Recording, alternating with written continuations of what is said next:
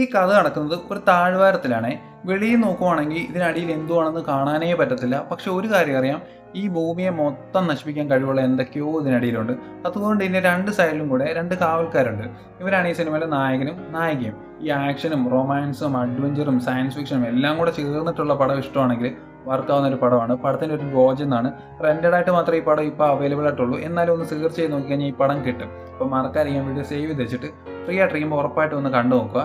ഇതിൻ്റെ ഒരു പ്ലോട്ട് പറയുകയാണെങ്കിൽ, ഈ കാവൽക്കാരുണ്ടല്ലോ, ഇവർ ഒരു കാരണവശാലും അങ്ങോട്ടും ഇങ്ങോട്ടും കോൺടാക്ട് ചെയ്യാൻ പാടില്ല എന്നുള്ളതാണ് നിയമം. അതുപോലെ തന്നെ ഇവരെ ഏൽപ്പിച്ചിരിക്കുന്ന ജോലിയിൽ എന്തെങ്കിലും ഒരു തെറ്റ് പറ്റിയാൽ ഈ താഴ്വാരത്തിൽ എന്ത് വേണമെങ്കിലും സംഭവിക്കാം. അത് വേണമെങ്കിൽ ഈ ലോകം തന്നെ നശിക്കാൻ കാരണമാവും. പക്ഷെ ഇവരുണ്ടല്ലോ, ഈ നിയമം എല്ലാം തെറ്റിച്ചിട്ട് കോൺടാക്ട് ചെയ്യും.